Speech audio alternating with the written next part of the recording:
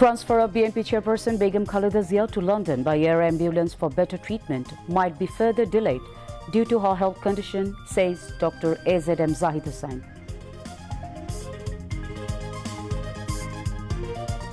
Voters assigned to election duty, government employees posted outside their home constituencies and individuals in legal custody can register through Postal Vote BD app to exercise voting rights from the date of election schedule. Announcement until December 25, says Election Commission. Mongla Port Development Project Port Reception Facility waiting for inauguration, adding another feather to port's capacity.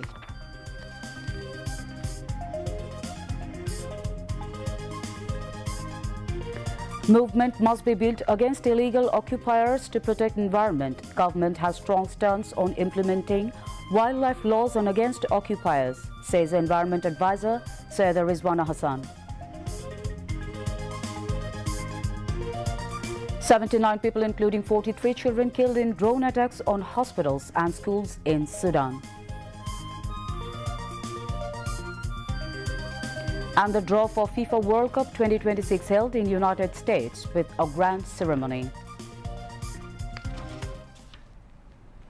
Assalamu alaikum. Welcoming you all. News at 10. You have just heard the headlines and I'm Nazneen Khalek Zubair, moving you on to the details. BNP chairperson Khaleda Zia, who is undergoing treatment at Evercare Hospital in Dhaka, is in stable condition according to her personal physician, Dr. AZM Zahid Hussain.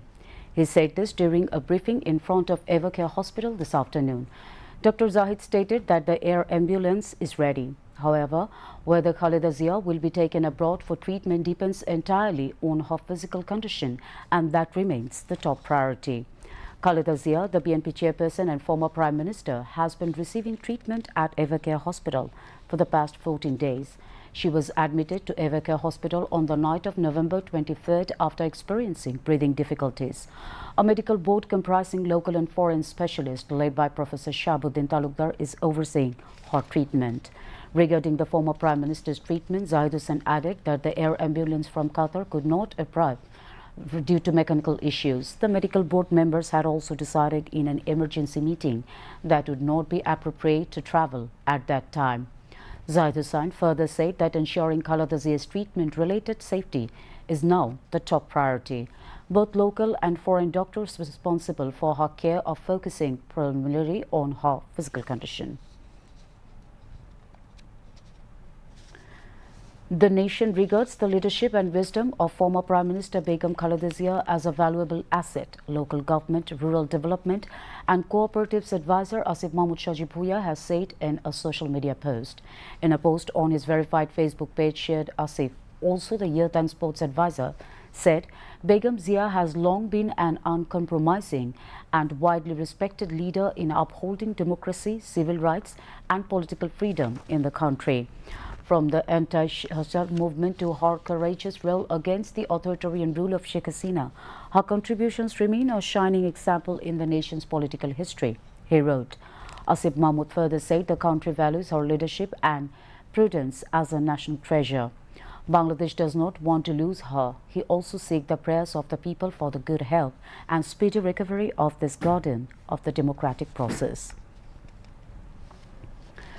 Voters assigned to election duty, government employees posted outside their home constituencies and individuals in legal custody can register through Postal Vote BD app to exercise their voting rights from the date of election schedule announcement until December 25.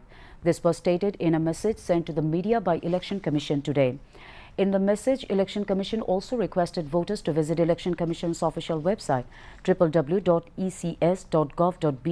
for additional information. Meanwhile, Election Commission urged expatriate Bangladeshis to provide accurate addresses when registering through the Postal Vote BD app.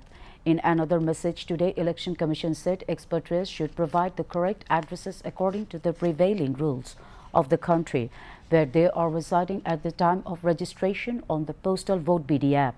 If necessary, they may provide the addresses of their workplace or a known person. In addition, Election Commission instructed that if an incorrect address is provided during registration, the mobile app's edit menu should be used to correct it by today. Election Commission said without the correct and complete addresses, it will not be possible to send postal ballot papers to voters. Election Commission extended the registration period for expatriate voters through the Postal Vote BD app until December 25.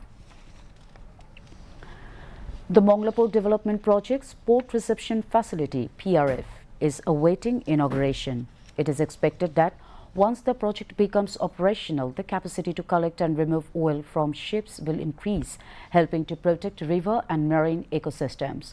Officials say this will add another new milestone to the port's growing capabilities. Mongla Seaport is considered the economic lifeline of the country's southwestern region. Through this port, food grains, cement, clinker, fertilizers, cars, various machinery and LPG are usually imported. On the other hand, the port plays a vital role in the national economy by exporting frozen fish, shrimp, jute, clay, silk fabrics and general merchandise. The port recently celebrated its Platinum Jubilee. To establish a world-class, modern and safe port system, the Port Authority is working on modernization, enhancing operational capacity, ensuring navigability of the channel, expanding storage facilities for cargo and containers, procuring modern equipment and strengthening security and safety measures. Port officials say that with the addition of modern equipment, more than 24 containers can now be handled per hour. Regular dredging in front of the jetty has ensured navigability, enabling 5 ships to be operated simultaneously at the 5 jetties. Environment advisor Sayyida Rizwana Hassan has said that a strong movement must be built against illegal encroachers to protect the environment. She said the government has taken a firm stance on enforcing wildlife laws and acting against those involved in encroachment. Rizwana made the remarks today at a view exchange meeting with volunteers and representatives of volunteer organizations working in wildlife, forest and biodiversity conservation at the Forest Bhavan in the capital's Agargaon. The environment advisor said forest and wildlife play a vital role in tackling natural disasters and collective effort is essential to protect them. Rizwana informed that the government will honor 64 wildlife workers from each district for their contribution to wildlife preservation. The government has also approved a special organization named the Wildlife Unit to strengthen environmental protection efforts. Anyone responsible for harming forests, the environment or wildlife will be held accountable under the law, the environment advisors warned. Foreign Affairs Advisor Mohammad Tawhid Hossain said the upcoming 13th Jatiyo সংসদ election is a major test for the country's law enforcement agencies.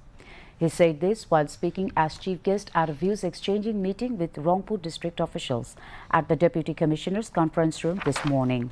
On the export of human resources abroad, foreign advisors said if anyone want to go abroad must go as a skilled person to get higher salary.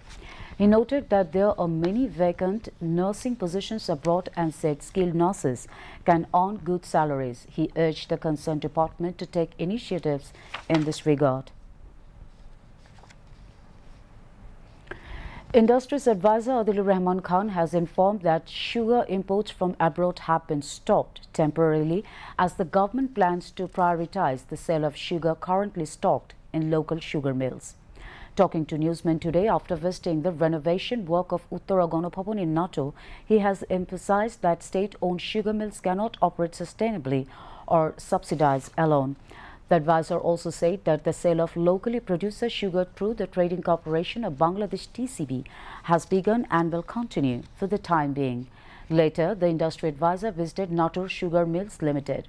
The existing sugar mills are capable of meeting only a small portion of the country's total sugar demand. He noted, adding that sugar production capacity must be enhanced. Now, international news.